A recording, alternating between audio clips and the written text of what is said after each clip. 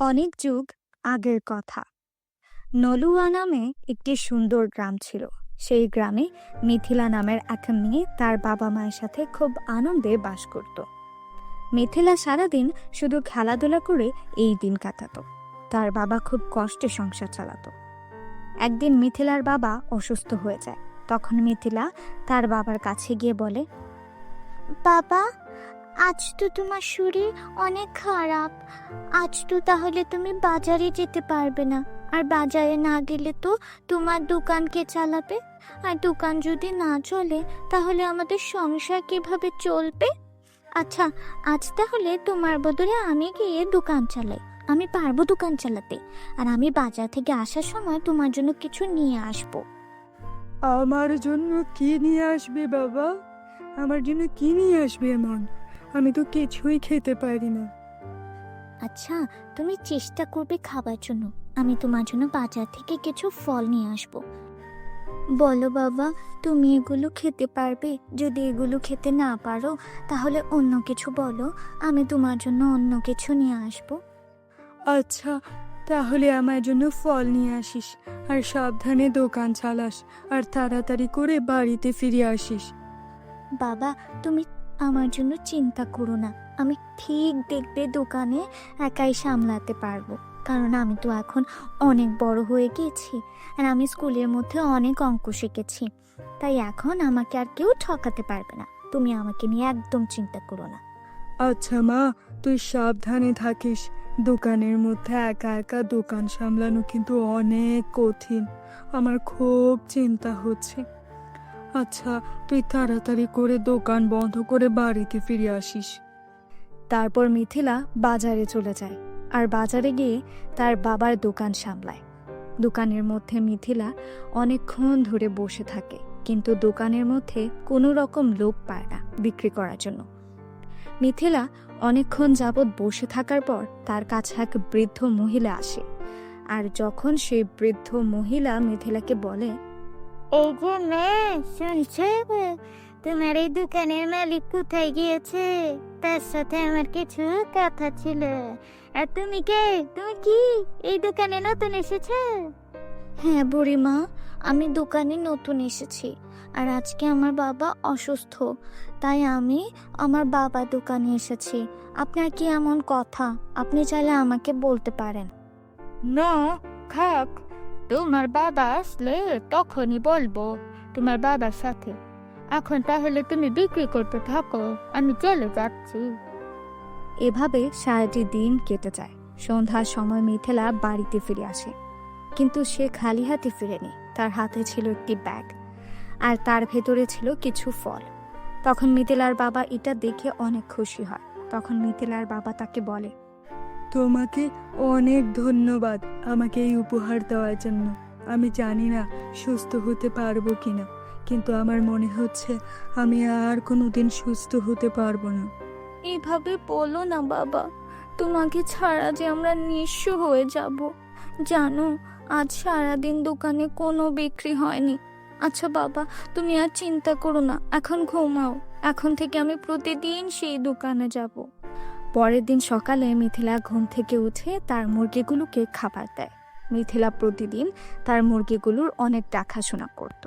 সেদিনও মিথিলা প্রতিদিনের মতো বাজারে যাওয়ার জন্য রেডি হয়, আর হাঁটতে হাঁটতে বাজারের দিকে এগুতে থাকে। কিছুক্ষণ হাঁটার পর সে তার বাবার দোকানে আসে। তখন সে দোকানে এসে দেখে সেই বৃদ্ধ মহিলাটি আবার সেখানে এসেছে। আপনার কি প্রয়োজন আমার কাছে বলতে পারেন। আপনি কালকেও এসেছেন, এখন আজকেও এলেন। আপনি কি আমাকে বলতে পারবেন আপনার কি হয়েছে, কি প্রয়োজন এই দোকানে? আর আমার বাবাকে কি বলতে চান আমাকে বলেন। আমার অনেক প্রয়োজন তোমার বাবাকে। আমি তোমাকে কিভাবে এসব বলবো? তুমি তো অনেক ছোট, তাই তোমাকে আর এসব বলে চিন্তা চালাতে চাই না। আচ্ছা, চিন্তার কোনো কারণ নেই, আপনি আমাকে বলেন কি হয়েছে। আসলে তোমার বাবাকে আমার থেকে 10,000 টাকা এনেছিল। আপনি তো দেখতেই পাচ্ছেন বর্তমানে আমার এই দোকানের কোনো কিছু বিক্রি হচ্ছে না। তাই আপনি আমাকে কিছুদিন সময় দেন। আচ্ছা ঠিক আছে, তাহলে আমি এখন চলে যাই। তুমি আমার টাকা সময় করে দিয়ে দিও। তারপর মিথিলা সেখানে বসে অনেক চিন্তায় পড়ে গেল। সে মনে মনে অনেক কষ্ট পাচ্ছিল। মিথিলা মনে মনে ভাবছিল এখন এই 10,000 টাকা কোথা থেকে এনে দেবে। তারপর মিথিলা দোকান শেষ করে বিকেলে বাড়িতে চলে আসে। আর বাড়ি এসে মিথিলা তার বাবার কাছে গিয়ে বলে, আচ্ছা বাবা, তুমি কি কারো কাছ থেকে 10,000 টাকা লোন নিয়েছিলে? একজন বৃদ্ধ মহিলা কালকে আমার কাছে এসেছিল আর তোমার কথা জিজ্ঞেস করেছিল। হ্যাঁ, আমি জানি, কিন্তু সেই মহিলাকে তো বলেছিলাম কিছুদিন পর আমার থেকে নিতে। এখন তাহলে 10,000 টাকা কোথা থেকে দিবি? তুমি নিশ্চিত থাকো, আমি চেষ্টা করব তোমার এই 10,000 টাকা সেই মহিলাকে দেওয়ার জন্য।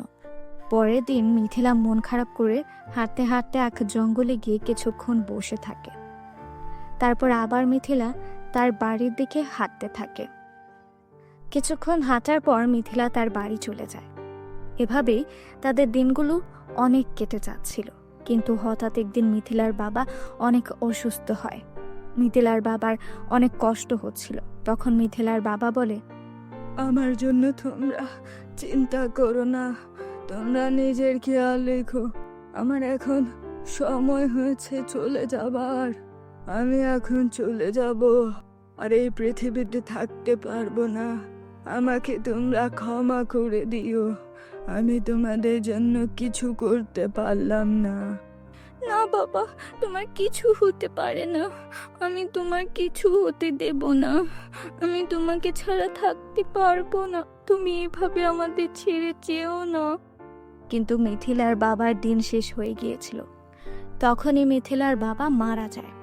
আর তখন মিথিলা অনেক কান্না করে। কান্নার স্রোতে চোখগুলো ভিজিয়ে দেয়।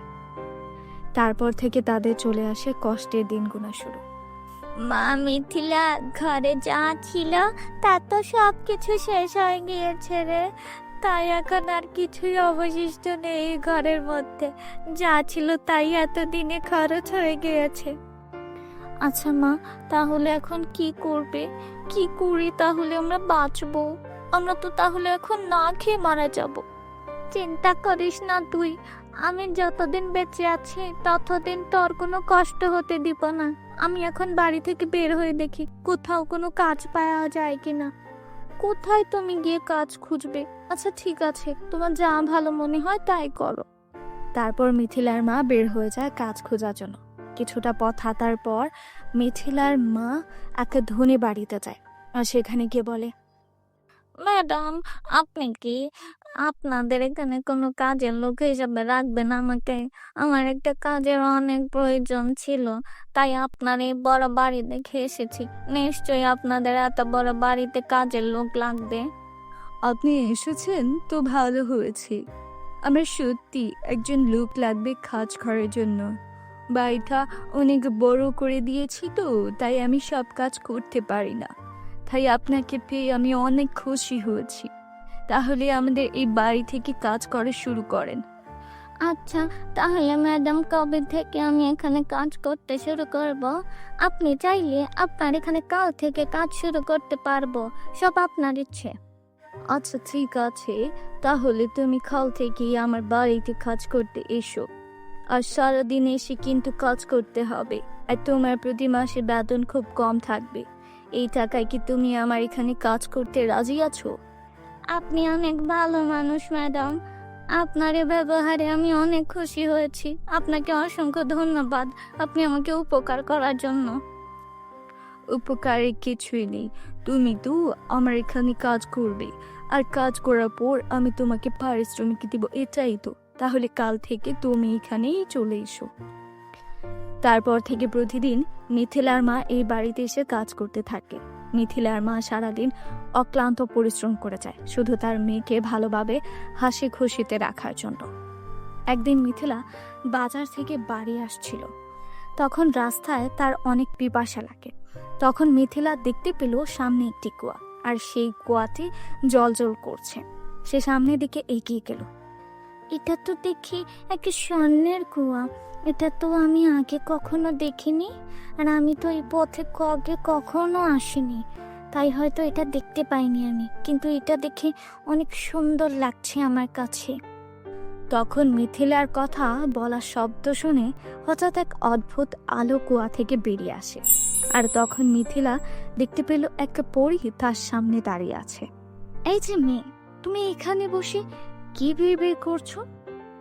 আর আমার কুয়ার কাছে তুমি কি করতে এসেছো? তখন মিথিলা ভয় পেয়ে যায়। মিথিলা ভয়ে কাঁপতে শুরু করে। তুমি ভয় পেও না মেয়ে, আমি তোমার কোনো ক্ষতি করব না। আচ্ছা, আগে আমাকে বলো তো, সত্যি করে তুমি এখানে কেন এসেছো? তুমি কি এখানে কোনো খারাপ মতলব নিয়ে এসেছো?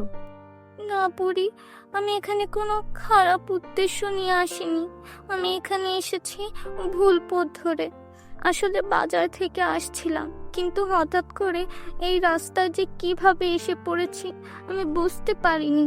আপনি আমার কোনো ক্ষতি করবেন না, আপনি আমাকে এবার মতো ছেড়ে দিন। হ্যাঁ, আমি তোমার সব কিছুই জানি, তুমি সত্যি কথাই বলছো। আচ্ছা ঠিক আছে, এখন আমি তোমাকে একটি উপহার দিচ্ছি। এগুলো নিয়ে বাড়িতে সুখে শান্তিতে দিন কাটাও। তারপর পরি সেই কুয়া থেকে অনেকগুলো স্বর্ণের বক্স মিথিলাকে উপহার হিসেবে দেয়। তারপর মিথিলা অনেক খুশি হয়ে যায়। তারপর মিথিলা সেই স্বর্ণগুলো বাড়িতে নিয়ে আসে, আর তারপর থেকে তাদের দিন অনেক পাল্টে যায়। তো বন্ধুরা, কেমন লেগেছে আমাদের আজকের এই গল্পটি? যদি ভালো লেগে থাকে তাহলে এই চ্যানেলে লাইক, কমেন্ট এবং সাবস্ক্রাইব করে দিও। ধন্যবাদ।